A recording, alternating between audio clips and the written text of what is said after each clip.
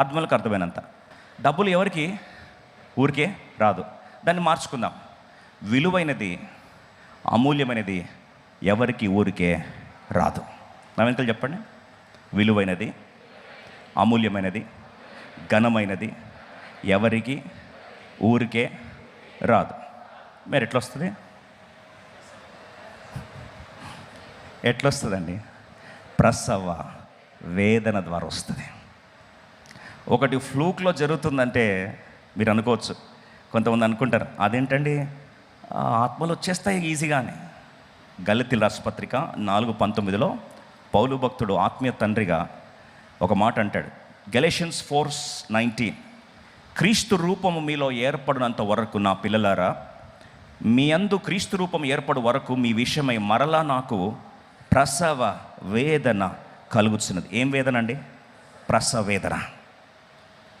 ఒక నిజమైన జీవం ప్రవహించే ప్రాంతంలో నేను మళ్ళొకసారి చెప్తున్నా, ప్రసవ వేదన లేకుండా ఏది విలువైనది రాదు. ఒకవేళ వచ్చింది అనుకుంటే అది విలువైనది కాదు. అర్థం ఒకసారి చేస్తారా? అయితే ప్రశ్న ఏంటంటే చూడండి, anything precious in the kingdom of God, anything of value will always come with lot of pain and travailing pain, ప్రసవ వేదన. చూడండి, ఒక సంఘం స్థాపించాలన్నా, ఒక పరిచర్య జరగాలన్నా, అంటే జీవార్థమైన పరిచర్య జరగాలన్నా, ఖచ్చితంగా దేవుని రూపం అక్కడ మార్చబడాలన్నా, సమృద్ధిని జీవం ప్రవహించాలన్నా అక్కడ ఏముంటుందండి?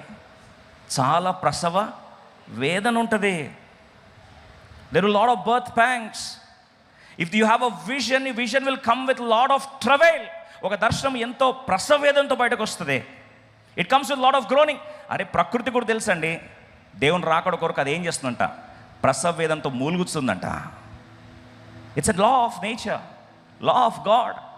Nothing precious comes without pain. I want to reiterate this fact again. Nothing precious comes without pain. నొప్పి గాయం లేకుండా విలువైంది ఏది రాదో రాదో రాదో. ఒకరు వస్తే అది విలువైంది కాదో. బంగారు విలువైన బంగారంగా మార్చబడడానికి అగ్ని అనే పరీక్ష గుండా ఏం చేస్తుంది? వెళ్ళాల్సి వస్తుంది. నూనె రావాలి అంటే దంచబడే అనుభవం గుండా వెళ్ళక తప్పదు. డైమండ్స్ రావాలంటే భయంకరమైన ప్రెషర్ గుండా వెళ్ళక తప్పదు. ఈరోజు అడుగుతున్నాను మరొకసారి, the pain is not a termination, it is timing. నీ జీవితంలో ఒక ప్రాంతంలో నొప్పి ఎక్కువవుతుందా? జీవితంలో ఒక ప్రాంతంలో గాయాలు ఎక్కువ అవుతున్నాయా? జీవితంలో ఒక ప్రాంతంలో వేదన ఎక్కువ అవుతుందా? రాసి పెట్టుకో. ఆ ప్రాంతంలో దేవుడు నీకు విలువైనది ఇవ్వబోతున్నాడు. ఇది తెలుసుకుంటే ఇట్లా కింద పడేసి పారిపోవు. ప్రసవేదం తీసుకెళ్తున్నట్లయితే అబార్ట్ చేశానండి అనవు. You will not abort the vision of God. When God gives you something precious, it has to come out with lot of pain. అది తెలుసుకున్నాడు అడ్డగోలుగా పారేసి వెళ్ళిపోడు. తట్టుకుంటాడు, నిలబడతాడు, ఎంతటికైనా తెగిస్తాడు. ఎందుకంటే అది దర్శనంలో విలువైంది రావాలంటే ఏం చేయాలి? నొప్పి గుండా రావాలి. అయితే ముగిస్తూ ఒక మాట అడుగుతున్నా. యెషయా గ్రంథం 66:8 సియోనులో దేవుని ఆత్మలు జన్మిస్తున్నప్పుడు కూడా అవి ప్రసవ వేదన గుండా ఒక జనము జన్మించిందట. సియోనుకు ప్రసవ వేదన కలుగుగానే ఆమె బిడ్డలను కనెను. ఒక ప్రాంతంలో బాగా గాయం కూడా వెళ్తున్నావు, నలిగిపోతున్నావా? ప్రసవ వేదనలు ఇంకా చచ్చిపోవాలనిపిస్తుందా? Don't quit, don't quit, don't quit. దయచేసి ఆ ప్రాంతం విడిచిపెట్టద్దు. ఒక విలువైంది, అద్భుతమైనది, దర్శనాలను, దేశాలను, ప్రపంచ చరిత్రలను మార్చేది రాబోతుందని సంతోషంతో దేవునిలో ఆనందించాం. అందుకొరకే అవ్వ ఎప్పుడైతే తన దర్శనం పాడైపోయింది, పెద్దవాడు చిన్నోడిని చంపేశాడు అనుకున్నప్పుడు, చూడండి, నీ గాయములో, నీ ప్రసవ వేదనలో నువ్వు ఏం మాట్లాడతావో చాలా ప్రాముఖ్యమైనది. జీవ మరణములు దేంట్లో ఉన్నాయి? 4 వర్షాలు ఉన్నాయి. ఎస్ అనేవాళ్ళు చేద్దండి. ఇప్పుడు మామూలు టైంలో మాట్లాడడం గొప్ప కాదు. నువ్వు నొప్పి కూడా వెళ్తావు కదా, పెయిన్ కూడా వెళ్తావు కదా, ప్రసవ వేదన వెళ్తావు కదా, అప్పుడు నువ్వు ఏం మాట్లాడతావో అది చరిత్ర నిర్దేశిస్తుంది. I want ask you tonight, నీ గాయంలో, నీ నొప్పిలో నీ నోటి నుంచి ఏ మాట వస్తుంది? నీ నోటి నుంచి ఏ మాట వస్తుంది? హవ్వ అంటది, God has appointed me another seed. దేవుడు ఇంకొక సంతానాన్ని నా కొరకు ఏం చేశాడు? ఏర్పాటు చేశాడని ప్రకటించగలిగింది.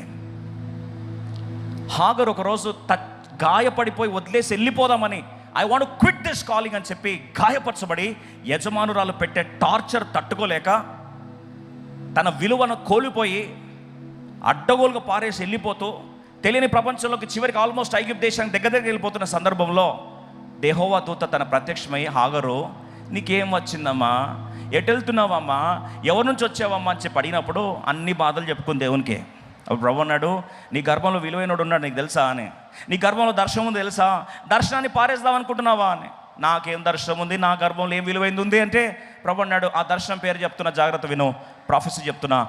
నీ గర్భంలో కుమారుడు ఉన్నాడు, ఆ కుమారుడు పేరు ఇష్మాయిల్ పేరు పెడతావు. ఎందుకంటే ఇష్మాయిల్ అంటే గాడ్ విల్ హియర్. దేవుడు ఏం చేస్తాడు, నిన్ని స్వరమును వింటాడు, ఆ బిడ్డ యొక్క స్వరాన్ని వింటాడు అని చెప్పాడు. ఇది పట్టేసుకుంది.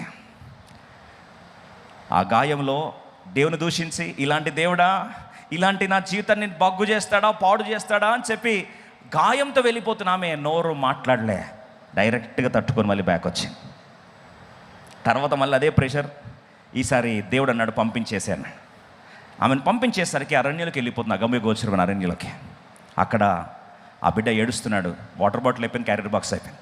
ఇంకా పిల్ల చావు నేను చూడలేని చెప్పి పారవేసి ఇంటివేత దూరం వెళ్ళి బోర్మని ఏడుస్తూ ఉంది. ప్రభు అన్నాడు, నీ ఏడుపులకు నేను కరగను అన్నాడు.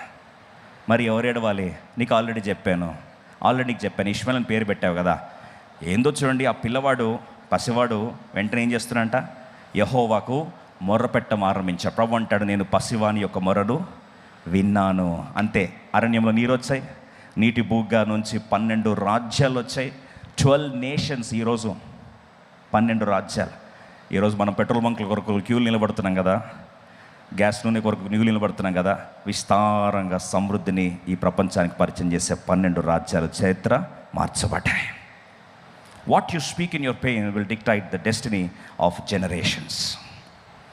ఒకరోజు తల్లి చాలా కాలం తర్వాత ప్రవక్త బహుమాన్ కుమారుడు పుట్టాడు. ఆ తల్లి పేరు షునేమిరాలు. తన కుమారుడు పుట్టాడు. ఒకరోజు తండ్రితో పాటు పొలంకి వెళ్ళాడు. హఠాన్ మరణం. ఆ బిడ్డని తీసుకొచ్చింది, శవాన్ని పై గదిలో పడుకోబెట్టింది, నేరుగా ప్రవక్త దగ్గరికి వెళ్ళిపోయింది. ప్రవక్త అడిగాడు, అమ్మా ఏంటో కనుక్కో అని చెప్పి పనుని పంపించాడు.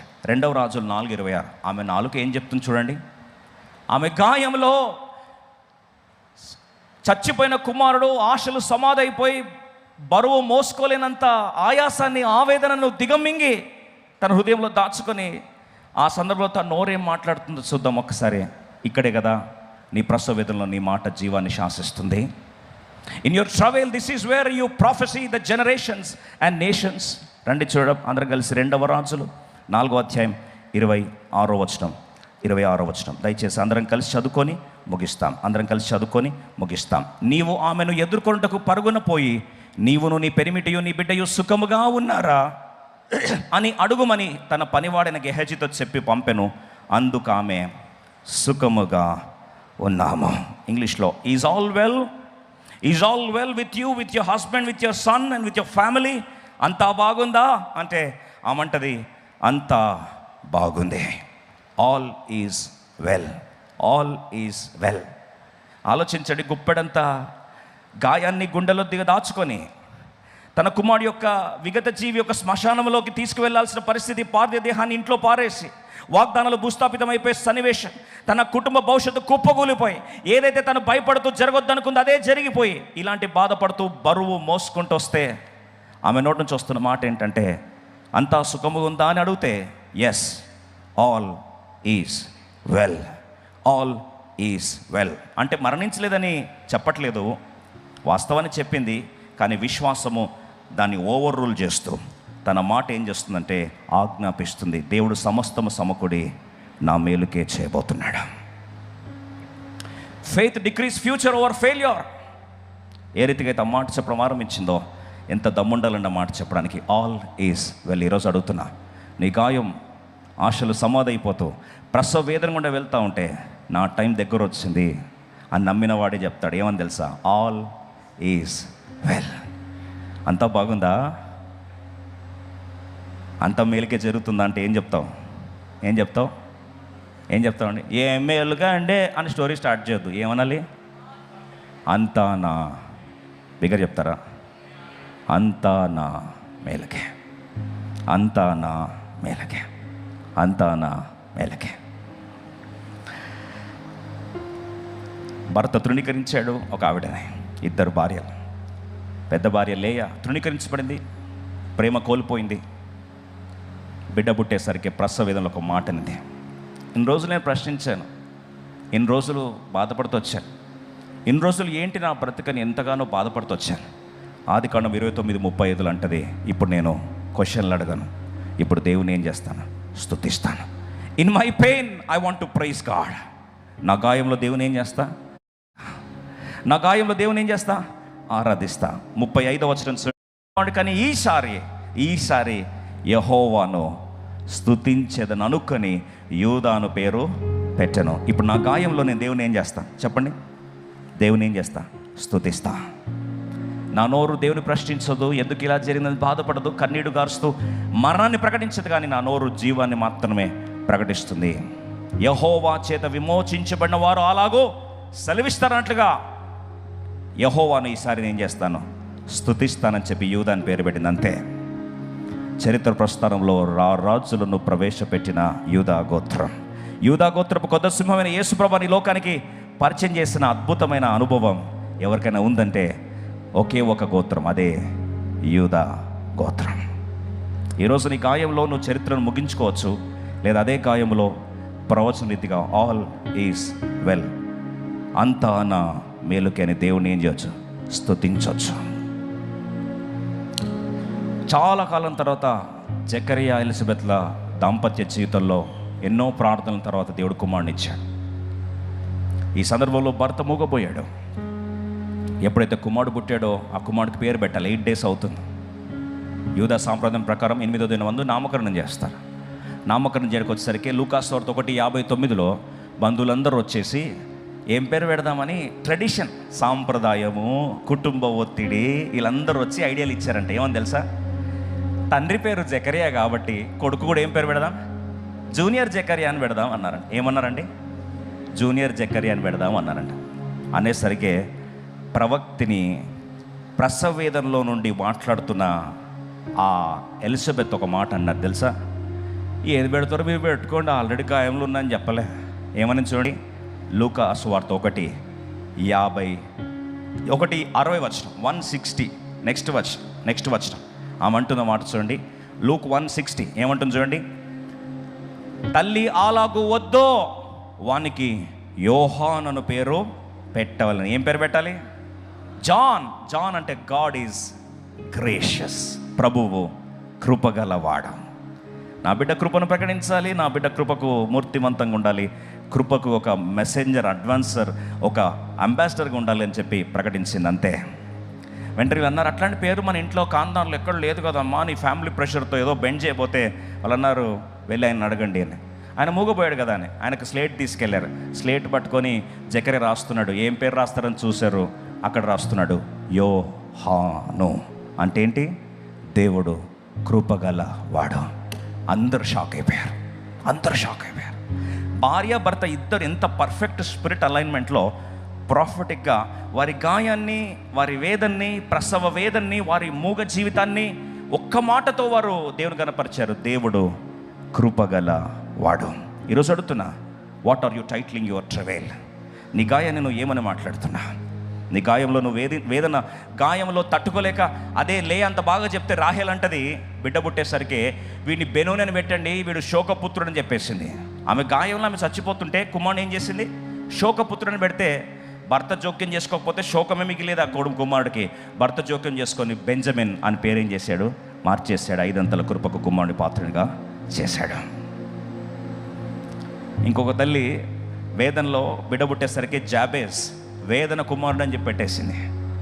ఆ జాబేజ్ అన్నాడు, నాకు ఈ పేరు వద్దని చెప్పి ఆయన పేరు మార్చుకున్నాడు, ప్రార్థన మార్చుకున్నాడు, చరిత్రలు ఏం చేశాడు? మార్చేసుకున్నాడు.